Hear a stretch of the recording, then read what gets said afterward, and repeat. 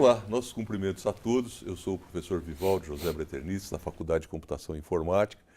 E mais uma vez nós recebemos a visita do Luiz Milagres, que é um executivo da E&I, que atua principalmente na área de cibersegurança. Ele veio para conversar conosco hoje a respeito de aspectos da segurança no mundo digital mais voltado às pessoas. Olá, Luiz, é um grande prazer tê-lo aqui. Nós agradecemos mais essa sua visita. O prazer é meu, professor. Obrigado pelo convite. Tá bem. E o que você teria a nos dizer? Estamos num mundo seguro? Estamos num mundo inseguro? Que cuidados devemos tomar? Do que devemos desconfiar? É um mundo que nos assusta a todos. E talvez, te ouvindo como especialista na área, a gente possa sair ou um pouco mais tranquilo ou até um pouco mais preocupado, né? Eu já diria que a gente tem que estar atento, né? Tudo está muito fácil e muito rápido à nossa mão. Lembro dos bons tempos que para consultar uma informação era a biblioteca boas horas procurando aquele dado, aquele livro. Hoje não, hoje está na palma da mão.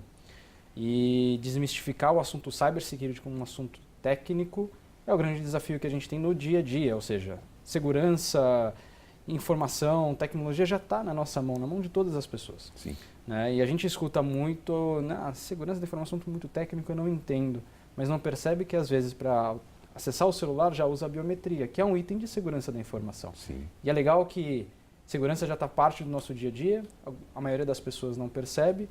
E por que isso existe? Atrapalha, muita gente às vezes acha que é contraditório a disrupção digital, ou seja, algo que freia, algo que é como se fosse um freio de mão nessa transformação. E depende muito como ela é colocada. Quem hoje, e aí trazendo para o mundo já do dia a dia, pensaria em abrir um comércio lá na rua, Sim. sem uma porta de aço, sem uma câmera de vigilância? Eu acho que é um negócio que é inaceitável. Ninguém pensa num negócio desse. Mas por que quando a gente coloca um aplicativo numa store, qualquer, aí pode escolher qualquer uma das mais famosas, a gente não pensa na mesma coisa? Quem acessa o aplicativo, que tipo de informação, por que eu uso biometria e por que eu coloco senha no celular no dia a dia. Perfeito. Então, essas perguntas simples, e o por que eu faço isso, eu acho que está muito no norte de para quê e as ameaças que a gente está tentando proteger e evitar que elas nos atinjam, e esses controlezinhos, esses pequenos requisitos vêm aí para nos ajudar. Sim, estar atento. Medo, eu acho que é um medo respeitoso e ter o conhecimento favorece isso. A gente tem medo do que a gente não conhece a fundo, e eu acho que um grande desafio que a gente tem é traduzir esse tecniquez para uma linguagem simples e onde a maioria das pessoas possa entender. Perfeito. Na sua experiência, que é bastante ampla, não só aqui no Brasil, como também no exterior, você conseguiria nos dizer se o usuário brasileiro de serviços como telefonia celular, como computadores pessoais, etc., é mais ou menos preocupado com segurança do que, digamos, o usuário médio nos países de economia mais adiantada?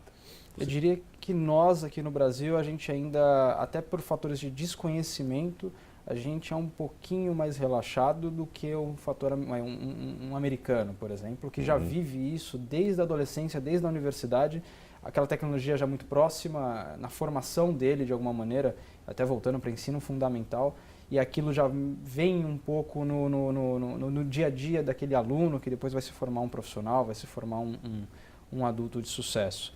Aqui no Brasil, por desconhecimento, a gente observa que é um pouco aberto. A gente observa coisas básicas, como, por exemplo, deixar a senha de autenticação do seu próprio laptop debaixo do laptop. Colocar senhas muito simples, como 1, 2, 3, 4, datas de nascimento, nome de parentes ou filhos. Então, esses que para nós soa, às vezes até quando a gente fala por que alguém faria isso? A maioria das senhas que a gente encontra, às vezes, em trabalhos que a gente executa, são senhas muito simples. Lá fora já não é bem assim, você já pensa em segurança desde o começo. Você já sabe que uma senha forte vai dificultar a ação de alguém acessar uma informação que você não quer compartilhar. Desde quando o jovem lá ele é novinho, tem os diários, tem todas essas coisas de adolescente, colocar a chave para que eu tenha privacidade daquela informação e só eu possa acessar. E aqui? Aqui às vezes a gente é tão aberto, eu diria que gosta de compartilhar algumas coisas que a gente exagera. Vamos olhar para a rede social? Quantas pessoas hoje a gente vê que tem todas as fotos públicas, literalmente públicas, não só para amigos. Mas quem gostaria de ver minhas fotos? Quem não gostaria? A pergunta é ao contrário. Então tem essa diferença assim, lá fora a preocupação é maior pela formação das pessoas, aqui a gente está aprendendo a conscientizar e compartilhar melhor essa informação. Essa conscientização vem sendo feita de que forma? Simplesmente através, entre aspas, da imprensa? Ou existe algum programa nos ambientes empresariais para que as pessoas, mesmo a nível pessoal, deem uma atenção maior ao assunto de segurança? Ótima pergunta. Conscientização vem muito do como a gente transparece e comunica adequadamente a informação para o outro. Né? A gente tem muitas vezes, infelizmente, né, algo do ser humano. Às vezes a gente fala e não escuta. Quando a gente teria que perceber o que a gente fala para as pessoas e ver se elas entenderam claramente aquilo. E o técnico, e aí qualquer técnico de informática, de segurança, de contábeis, de impostos, tem o hábito de usar a linguagem que é mais confortável para ele, Sim. a técnica. Quem disse que as outras pessoas entendem o que a gente está falando? Perfeito. Então, quando a gente coloca um programa de conscientização, algo mais robusto, a gente quer atingir o executivo na linguagem que ele entende. As áreas técnicas, outras áreas técnicas como financeiras, na linguagem que eles entendem. Então, a adaptação da linguagem, a comunicação adequada é um formato que a gente tem usado. Além de exemplos. Um exemplo simples. Né? Se eu comunicar para um executivo, por exemplo, que o sistema de ERP dele está sujeito a fraudes na hora de pagar os fornecedores, ele vai virar para a gente e falar, poxa, é preocupante, mas nunca aconteceu. Sim. Ou ele nunca viu, ou de fato nunca aconteceu. Eu acho pouco provável as tentativas, mas eu costumo falar que quando a gente ouve nunca aconteceu, eu só falo, acho que você não viu, ou não tem mecanismos para poder perceber isso. Agora, tira uma foto dele a partir da webcam do laptop e coloca em um PowerPoint e apresenta de novo. A mesma frase, olha só, a mesma falha tecnológica permitiu que eu te gravei trabalhando e você nem percebeu. Certo. Quantas vezes esse laptop estava aberto em uma situação que você, como executivo, estava, sei lá, numa situação privada, num hotel, trabalhando mais confortável, e você agora não sabe se estava só você e o laptop. Alguém podia estar ali com você te observando. Perfeito. Opa, é privacidade. É quase aquela sensação de colocar alguém colocou a mão no seu bolso sem a sua autorização. Sim. É interessante como isso, a relevância disso para o negócio ela é baixa. Mas como atinge diretamente o executivo que tem o poder da decisão, a próxima pergunta, além da chateação, às vezes incomoda um pouquinho, mas a próxima pergunta é o que a gente vai fazer para evitar que isso aconteça? Perfeito. Pronto. Ali você acabou de trazer um cara para dentro do seu time. É agressivo, mas às vezes você precisa levar esse tipo de informação. Lógico que tem maneiras bem mais suaves, como falar e explicar, olha o que acontece se você clicar nesse link malicioso. Não, mas o que acontece? Às vezes tem que provar. Pega todas as informações que às vezes um departamento tem, concentra em uma pasta e coloca uma senha e observa. Aí você vê, todo mundo fica bravo, chateado, tinha prazo, reclama. 45 minutos depois você chama todo mundo para um auditório e explica.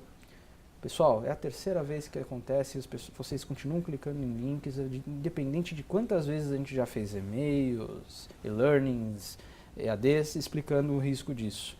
Esse é o risco. Está vendo que vocês pararam por 45 minutos? Quanto custa isso para a empresa? E pergunta se acontece 2 vezes.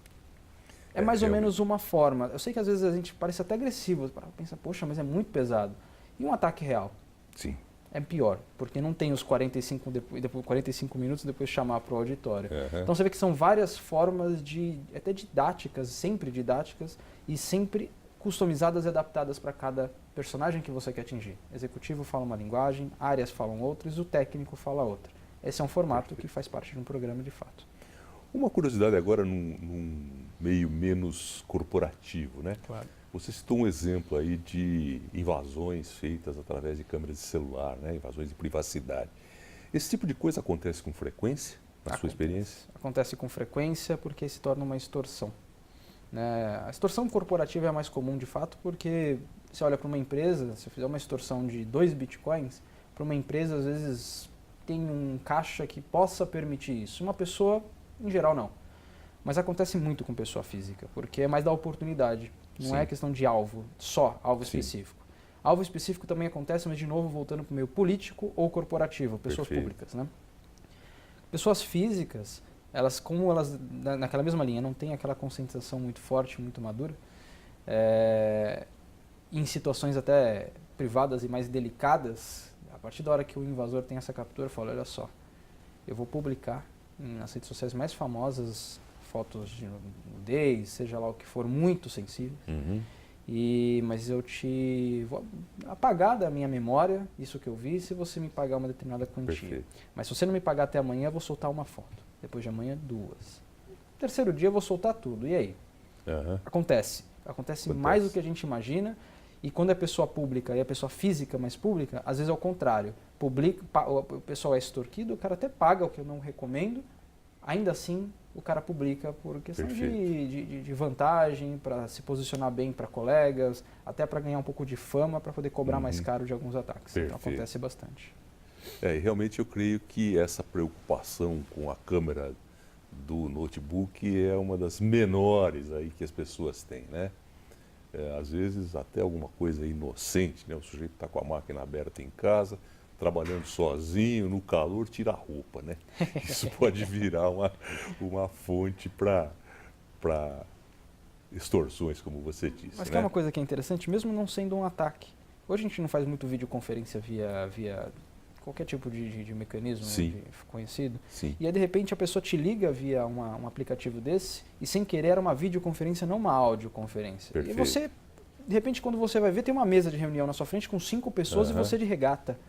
E todo mundo engravatado. Foi sem querer. Te chamaram, sem querer, em vez de mandar uma videoconferência, clicou no botãozinho em vez de audioconferência, clicou no de vídeo. E aí te pega numa situação desprevenida. Olha que interessante. Não foi um ataque, foi só um mal entendido. Confundimos os botões. E aí você aparece lá de regata, cabelo para cima, e o pessoal lá todo engravatado e alinhado. É um exemplo também de privacidade ainda, né? Perfeito. A gente percebe, principalmente nós que estamos na universidade, né, a importância de educar, de treinar, talvez educar não seja a melhor palavra, os jovens com relação a esses aspectos, né? Você teria uma percepção no sentido de que os jovens mais envolvidos com tecnologia atualmente têm preocupações maiores ou eles estão exatamente como o restante da população, quase sempre totalmente despreocupados? Eu diria que alguns sim têm algumas preocupações, mas não acreditam ainda clássico brasileiros, vamos dizer assim. Sim. Não acontece comigo. Eu acho que isso é algo que alguns até façam essa pergunta em algumas palestras. Colocava um band-aidzinho na câmera do laptop. É paranoia ou é algo para a sua própria privacidade? Em geral, o pessoal acha que é paranoia. Sim. Vamos colocar de um público de 100 pessoas em uma plateia, 60%, 70% é paranoia. Isso aí não acontece. E é um público de tecnologia, um público jovem, em alguns casos. Então, quando você mostra que, pessoal, não é paranoia, acontece de fato, vou fazer a pergunta de novo. Aí você vê que cai bastante, realmente cai para 10% quem desacredita ainda assim. Perfeito. É desconhecimento, mesmo jovem antenado. É muito interessante, por exemplo, aqui no ambiente da universidade, você anda pelas salas de aula, pelos laboratórios, pelas ruas do campus, pelos corredores. Eu não me lembro de ter visto ninguém com uma câmera coberta, tá? Evidentemente são situações em que normalmente um invasor ou essa falta de atenção no seu exemplo da camiseta regata, não há nada mais relevante, né? Um sujeito que está no campus, está estudando, etc. Mas eu não me recordo de nunca ter visto aqui dentro do Mackenzie alguém com a câmera coberta. Realmente é um negócio bastante interessante. Luiz, o nosso tempo está se aproximando do final e eu gostaria que você agora fizesse um resumo do que você nos disse, principalmente centrado em recomendações para os nossos usuários, pessoas comuns, não necessariamente pessoas ligadas em tecnologia, como forma de encerrarmos esse programa. Acho que a primeira e grande e principal recomendação que eu consigo dar é desmistificar isso que cyber ou a proteção cibernética é algo muito técnico. Né? E só por ser algo muito técnico já se cria uma autorresistência de alguém cuida disso, alguém mais técnico cuida. Na verdade, ela está no nosso dia a dia.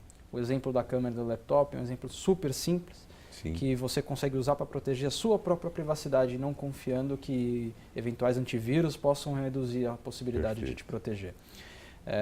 Senhas fortes, que é recomendações que a gente escuta bastante. Sim, usem senhas fortes. Às vezes trechos de música que a gente gosta mudando alguns caracteres, que fica na nossa cabeça com certa facilidade, com mais de 10 ou 11 caracteres. É muito comum as pessoas falarem, poxa, mas é difícil de lembrar. Por isso, uma música que você goste, em uma combinação, depois de 10, sinceramente, 10, 11 vezes de utilizar, ela grava a sequência. Proteja a sua própria informação. Tem valor. Tudo tem valor do que a gente coloca em um e-mail. Às vezes, vou dar um exemplo muito simples. Imagina um TCC nosso vazado antes da data de apresentação e um outro colega, um outro grupo copia e vai lá e te apresenta na sua frente. Como é que a gente reagiria? Perfeito. É uma informação sensível. Ou às vezes um TCC que possa virar uma microempresa na saída da faculdade. E alguém pega essa ideia e leva para frente. Nos Estados Unidos acontece até muito isso e TCC é considerado um dado extremamente sensível em uma universidade. Né? Imagina, uma microempresa morre porque o outro roubou uma ideia. Temos redes sociais que têm até filmes contando essa história. Né? Então é interessante conservar tudo que a gente considera privado e aquilo que é privado guarda muito bem. As clouds públicas que a gente costuma usar para compartilhar com os colegas, não deixa de ser pública, coloca com acesso restrito só o grupo que está trabalhando, notas de universidades, tudo que a gente faz, que a gente fala, isso aqui eu não queria que as outras pessoas vissem, desde as nossas fotos privadas que contam muito a nossa história, coloca só a rede social em um cenário onde só seus amigos de fato consigam ver. As nossas fotos são reveladoras. Contam muito daquilo que a gente é e às vezes contam muito daquilo que a gente usa para criar uma senha, por exemplo. Perfeito. E a gente já fez alguns cases como esse. Então, no nosso dia a dia, Cyber já está na nossa mão. Para se autenticar no celular, para se autenticar no nosso laptop e proteger a nossa privacidade. Tenha em mente que você vê, tudo que eu falei aqui não é técnico e é simples de você já começar a reduzir a possibilidade de ser de vazar um dado seu ou uma foto sua que você não gostaria que outras pessoas vissem, ou até histórias muito pessoais que às vezes a gente publica sem querer em épocas diferentes das nossas fotografias. Pensar bem de quem está vendo isso. Do outro lado tem milhões de pessoas que podem estar ali observando. E um último que eu acho muito relevante, câmeras da nossa casa. Estou vendo que é muito comum a gente instalar hoje câmeras de vigilância, esse tipo de coisa. Ainda mais isso incluindo a internet da nossa casa. Senha padrão de instalação. O instalador, ele vai instalar para você, vai mostrar que está funcionando e vai embora. E deixa aquela senha padrão de instalação. Perfeito. Existem sites na internet que compartilham as imagens da nossa residência. Assim, de graça. Acho que ninguém gostaria de viver num universo onde milhões estão vendo o que eu faço dentro de casa. Peça para o instalador mudar a senha padrão e colocar uma senha da sua confiança, seja das câmeras, seja dos roteadores da nossa internet, Perfeito. Porque hoje está bem crítico o cenário da gente deixar senha padrão de acesso. Imagina, a mesma coisa, como se tivesse todo mundo a chave da minha casa, só que do ambiente lógico. Sim. Recomendo, peça para o instalador, seja das câmeras, seja dos roteadores e de internet, posso mudar a senha do roteador além da senha do Wi-Fi? Porque está com a senha padrão e com certeza, se você não pedir, vai ficar. Perfeito. Luiz, nós agradecemos muito a sua presença. Eu tenho certeza que todos que te assistiram gostaram e certamente tiraram lições úteis para o seu dia a dia. Tenho certeza que nós vamos convidá-lo outras vezes para estar conosco. Muito obrigado e até logo a vocês.